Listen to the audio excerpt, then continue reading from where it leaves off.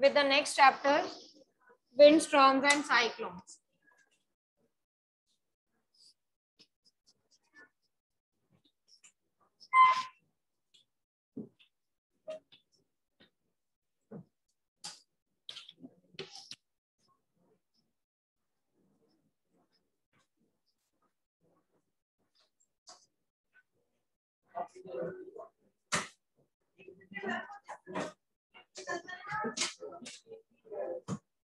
So in this chapter, we will be studying about the winds, okay, the natural calamities, cyclones and the storms. ठीक है? So wind से, what we mean by the wind particularly? Moving air. Moving air is known as wind. Okay, whenever the air moves, we see that the wind is blowing. Okay, now what is air? Air क्या है? Simply.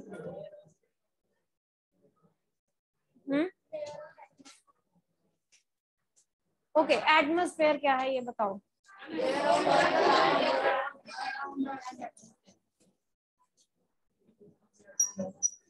Atmosphere is the layer of air that surrounds the Earth's surface.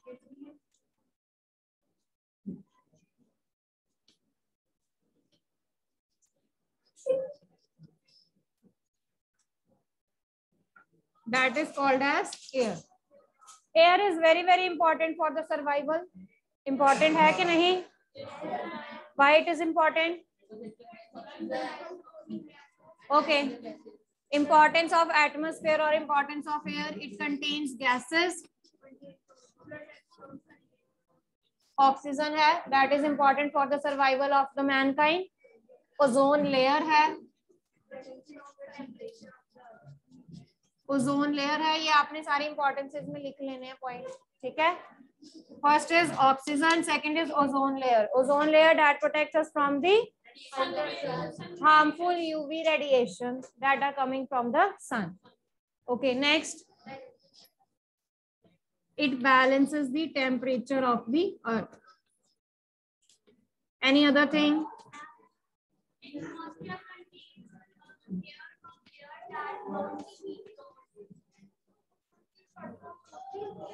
O3 हाँ जी बेटा.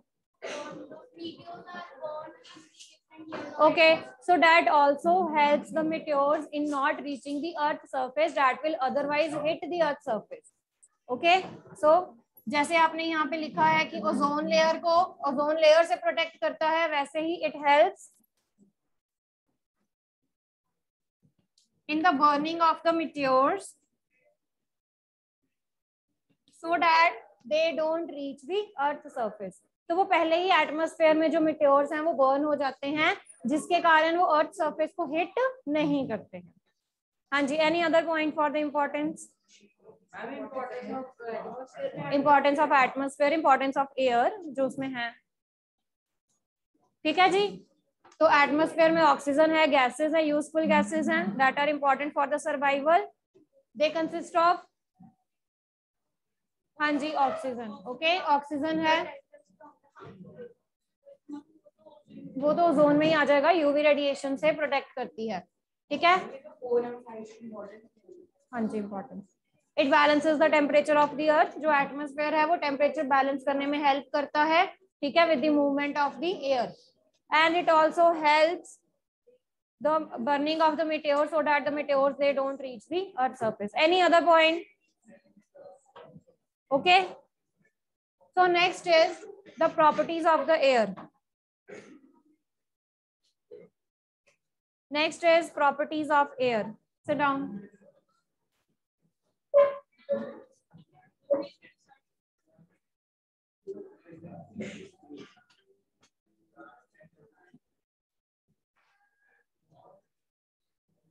Next, write down.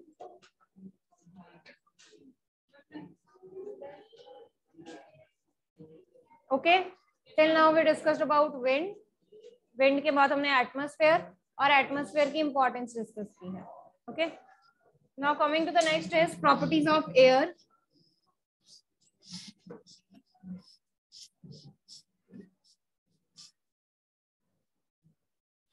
बैठकर भी बोलोगे, फिर मैंने बाहर निकालना है.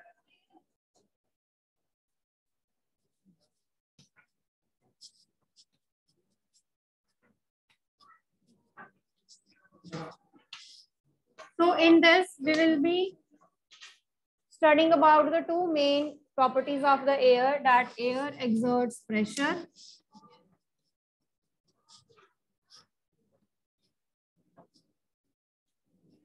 and the second is air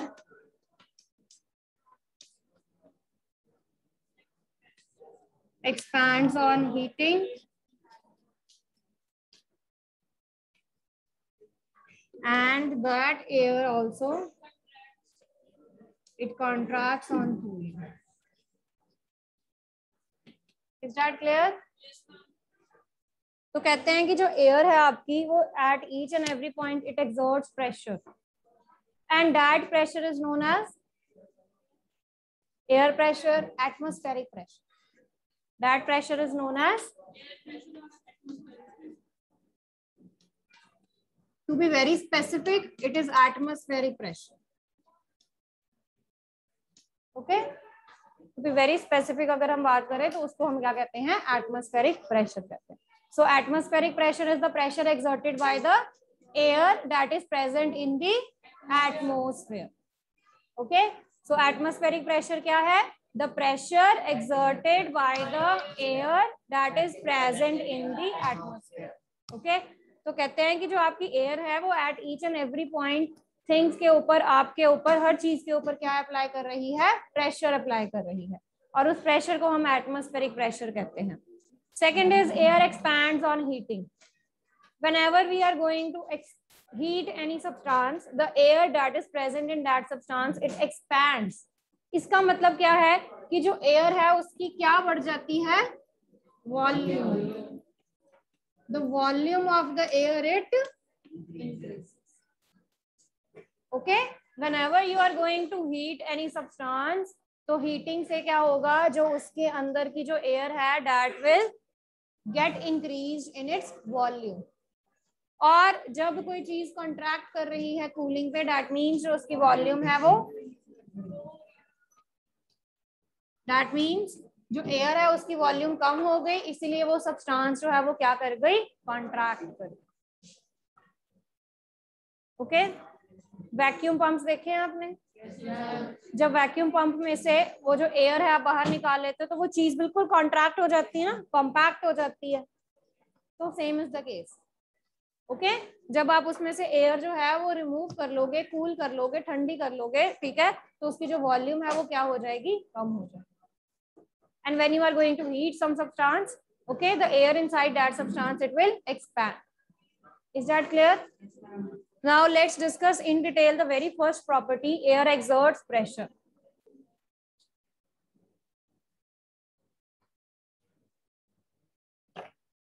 There are a number of examples that are associated with it. It is difficult to ride the bicycle against the direction of the wind. This is the first question for you. It is difficult to ride a bicycle against the direction of the wind. Why?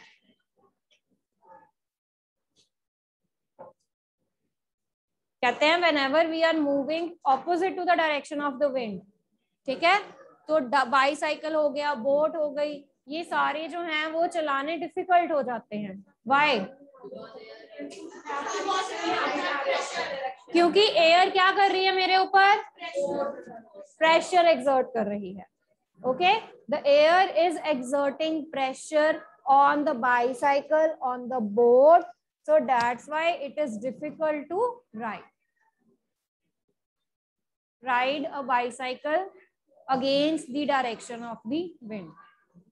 और यही अगर आप wind की direction में जाओगे it will be easy हो जाएगा ना, ठीक है, बोट सेल करनी इजी हो जाएगी, बाईसाइकिल चलाने इजी हो जाएंगे. बट यही अगर आप उसकी ऑपोजिट डायरेक्शन में जाओगे then you have to overcome the pressure of the air. तो एयर जो आपके ऊपर प्रेशर एक्सर्ट कर रही है उसको आपको क्या करना पड़ेगा, ओवरकम करना पड़ेगा. Is that clear? ओके. तो whenever there is high speed of winds they are blowing, आप देखते हो जो लीव्स हैं वो फ्लटर करते हैं, हिलते हैं. क्यों हिल रहे हैं? Pressure of the air. Leaves जो है वो फ्लटर क्यों करते हैं, हिलते क्यों हैं? It is due to the pressure of the air. Okay, you all have seen banners and hoardings. देखे आपने कभी?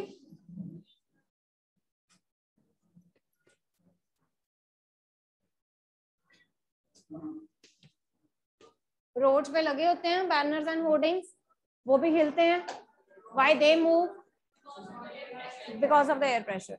And if you closely notice these banners and hoardings, तो इनके बीच में कुछ स्पेसेस होती हैं, खाली स्पेसेस छोड़ी होती है उन्होंने, होल्स होते हैं. क्यों होते हैं? If you clearly observe these hoardings, तो कई बार इन्होंने साइड पे होल्स छोड़े होते हैं, या मोर प्रिसाइसली अगर आप देखो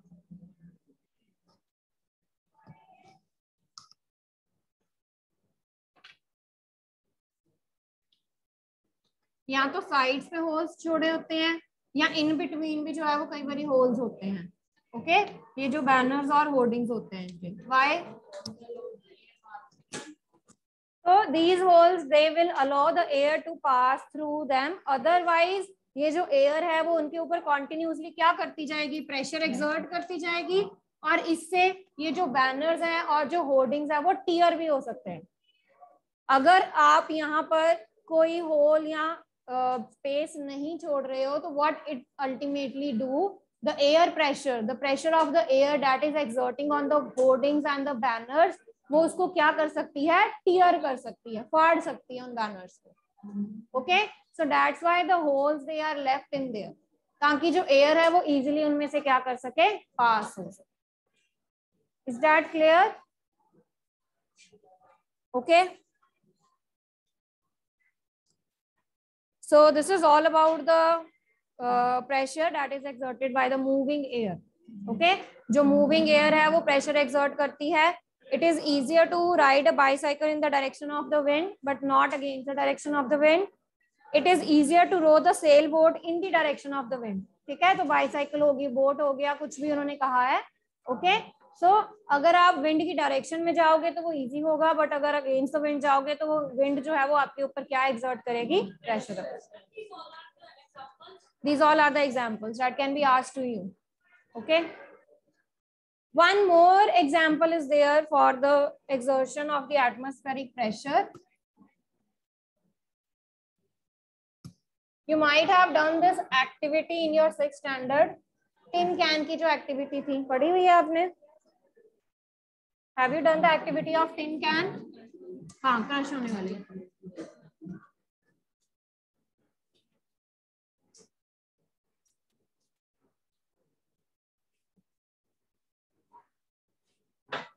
You have to take a tin can.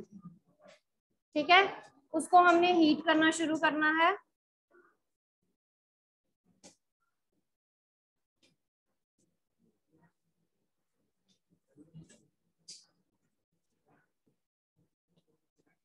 Okay, so let's start heating this tin can which contains a water.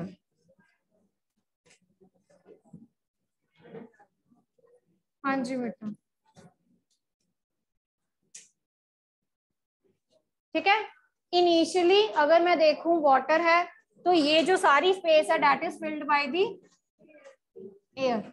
ये जो सारी स्पेस है, जो एम्प्टी स्पेस है, that is filled by the air.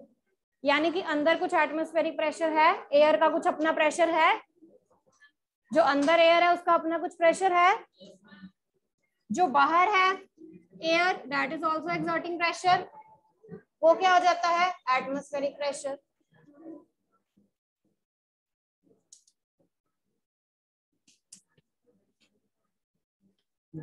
For the initial stage the atmospheric pressure जो बाहर से, yes, atmospheric pressure जो बाहर से एयर लगा रही है और जो अंदर वाली एयर है, इन दोनों का जो प्रेशर है वो क्या है, सेम है, इक्वल है। जो अंदर वाली एयर है और जो बाहर वाली एयर है, that is mainly constituting the atmospheric pressure. Initially in दोनों का जो प्रेशर है वो क्या है, सेम है। They are having the same pressure at this stage. देख लो पहले इधर, बाद में बनाना। Okay, now as soon as you start heating this, अब आपने वाटर को हीट करना शुरू कर दिया, what will happen, evaporation start हो जाएगी। इवेपोरेशन तो फिर क्या बनेगा, that means you will get steam. ठीक है, नीचे वाला आपने दोबारा बना लेना है। ओके, तो मैं ऊपर वाले में ही बताऊंगी क्या चेंजेस हो रहे हैं। You will get the steam, the steam it will start coming out of the water. अब पहले वहां पर क्या थी, अब क्या हो गया है, वाटर वेपर्स आ गए, स्टीम आ गई। यानी कि जो एयर थी उसकी जगह किसने ले ली, स्टीम ने ले ली या वाटर वेपर्स ने ले ली। अब अंदर जो प्रेशर है वो कम हो गया, अंदर एयर जो थी उसकी तो जगह स्टीम ने ले ली। तो दैट मीन्स जो अंदर वाली एयर है वो खत्म हो गई है या कम हो गई है। तो जो अंदर वाली एयर का प्रेशर है वो कम हो गया। Okay, now as soon as the steam is formed in an enough quantity, आपने क्या करना है, आपने इसको कवर कर देना है with the lid. Okay, now start pouring cold water over it.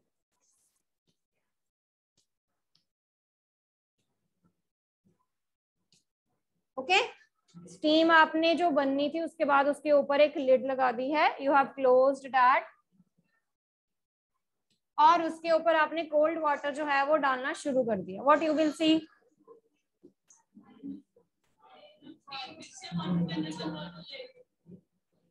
बेटा कोल्ड वाटर इमीडिएटली डालना है, रुक के नहीं डाल रहे हैं हम। जो कैन है उसकी शेप जो है वो चेंज हो जाएगी। The can it will be crushed under the weight of this atmospheric pressure.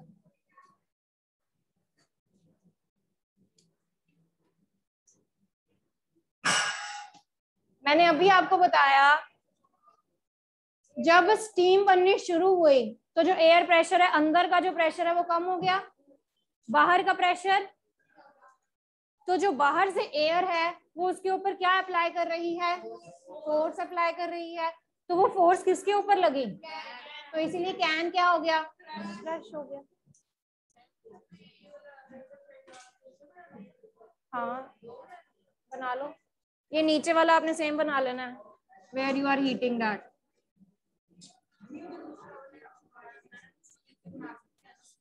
बेटा जहां मर्जी बना लो, आपके पास स्पेस है enough, you can make it. Activity समझ आई? So this shows that the air exerts pressure. Initially air pressure and atmospheric pressure they both are equal. जब आपने उसको हीट करना शुरू किया, जो एयर की जगह थी that is taken by the steam now, तो अंदर एयर पार्टिकल्स कम हो गए, अंदर का प्रेशर कम हो गया, बाहर का प्रेशर, तो बाहर का अगर प्रेशर ज्यादा है तो बाहर से जो एयर है वो ज्यादा फोर्स लगा रही है, तो वो फोर्स किसके ऊपर लगेगी, कैन के ऊपर। तो कैन क्या हो गया,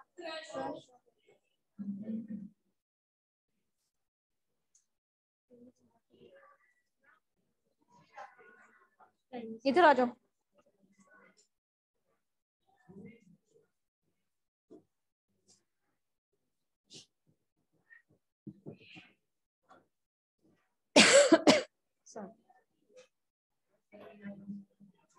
हाँ जी, ये वाला दिस वन, कुछ नहीं, इस पे लिड लगा दी है। लिड लगाने के बाद इस पे कोल्ड वाटर जो है वो हम डाल रहे हैं। जब कोल्ड वाटर डलेगा तो व्हाट यू विल सी कि जो कैन है वो क्रश हो गया।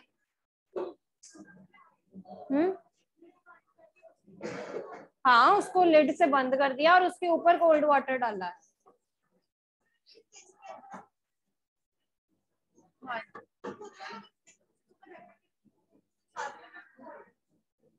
ऐसे कैसे जल जाएगा,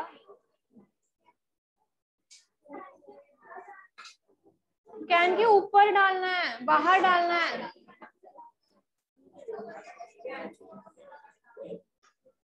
कैन के अंदर तो ऑलरेडी पानी है, फिर आपने उसको कोल्ड वाटर के अंदर रखना है। बेटा आपने उठा के ही उसको पानी में डाला है।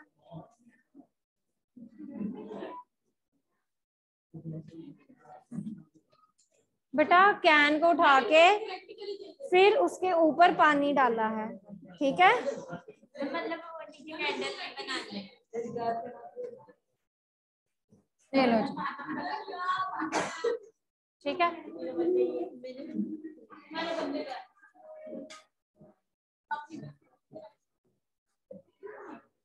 बस तो मास्क कहाँ है?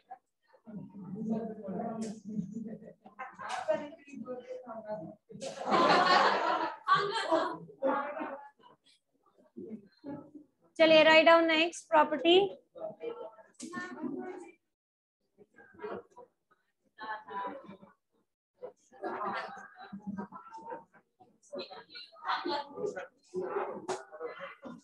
Write down the next property of air. Air expands on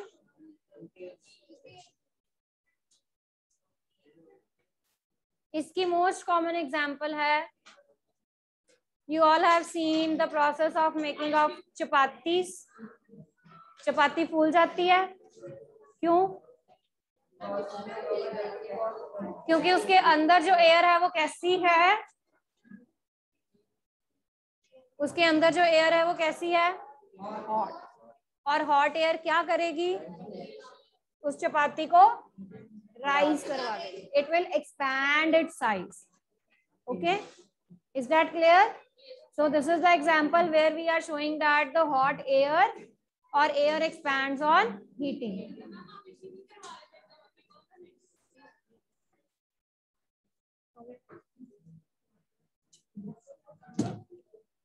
चलिए next write down. There is another activity और ये एक्टिविटी मैं आपको कल दिखाऊंगी, डेमोन्स्ट्रेट करेंगे हम कल, ठीक है? क्योंकि आज आपका पीरियड इंटरचेंज हो गया था।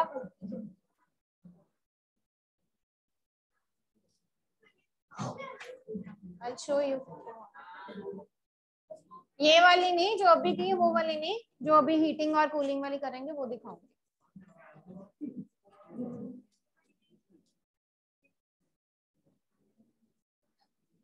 कैन वाली एक्टिविटी आप घर पे कर सकते हो।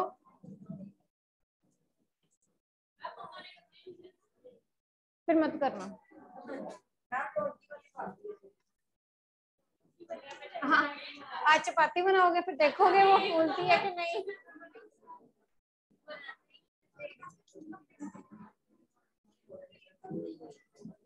आज मम्मा को कहना मैंने एक्टिविटी करनी है चपाती बनाने की।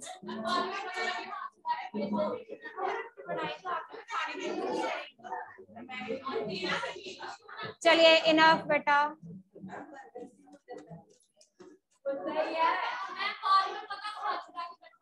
Okay,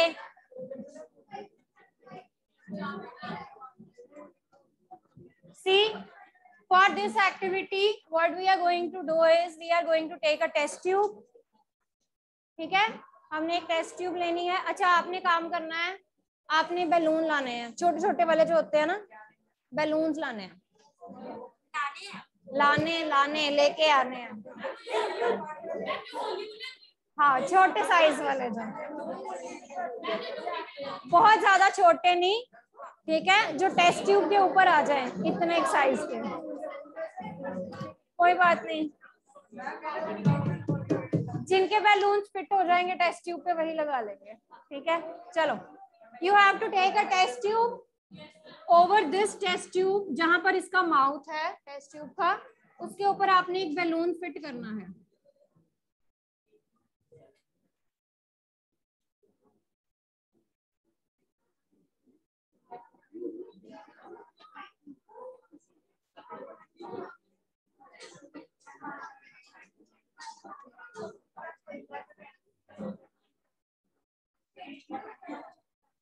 Is that clear?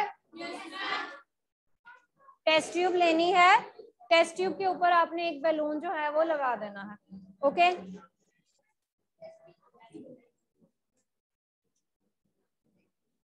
In the first process, we are going to take a warm water in a beaker. ठीक है, एक बीकर में आपने वार्म वाटर लेना है, वार्म से भी थोड़ा सा ज्यादा गर्म मतलब. ओके आपने हॉट वाटर लेना है इसमें बीकर में.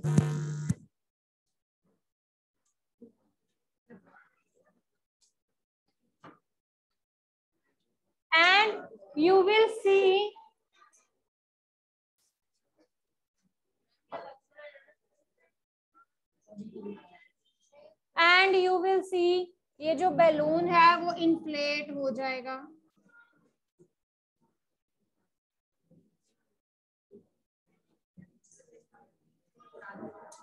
Okay,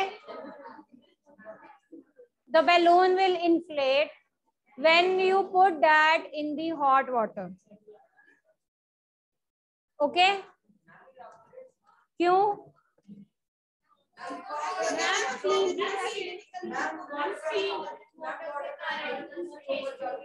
जो वाटर है वो आपका हॉट है, उसके कारण जो अंदर की एयर है वो भी क्या होगी, हॉट एयर क्या कर जाएगी, इट एक्सपैंड्स. तो एक्सपैंड होने के कारण ये जो आपका बैलून है वो क्या हो जाएगा, इन्फ्लेट हो जाएगा. Is that clear? ठीक है,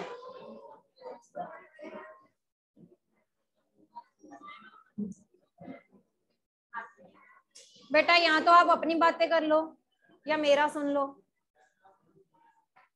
माधव स्टैंड अप. हाँ जी, आ जाओ बाहर, आ जाओ बाहर बेटा. उसके साथ बातें ज्यादा जरूरी हैं.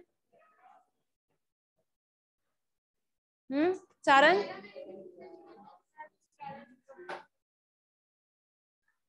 आप दोनों बाहर चले जाओ फिर. बस कर, इनफ.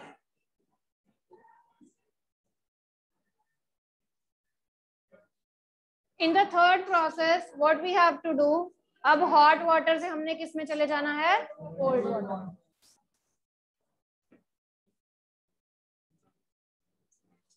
तो थोड़ा सा आइस कोल्ड वाटर ले लेंगे. Okay, we will be taking an ice cold water, right.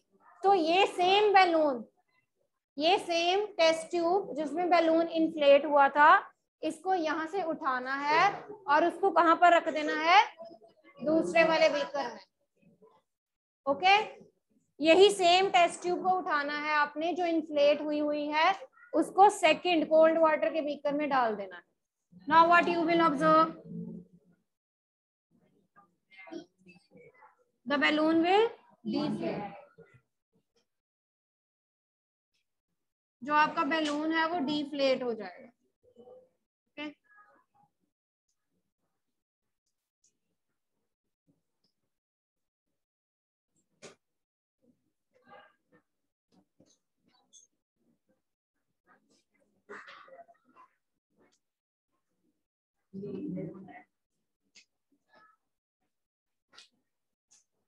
Okay, is that clear? तो यहाँ पर आपका बैलून इन्फ्लेट हो गया.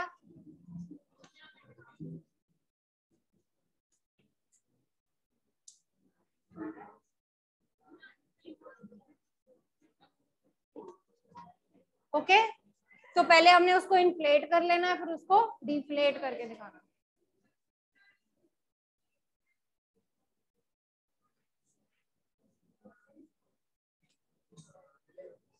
So this is the activity by which we will be showing that air expands on heating and contracts on cooling.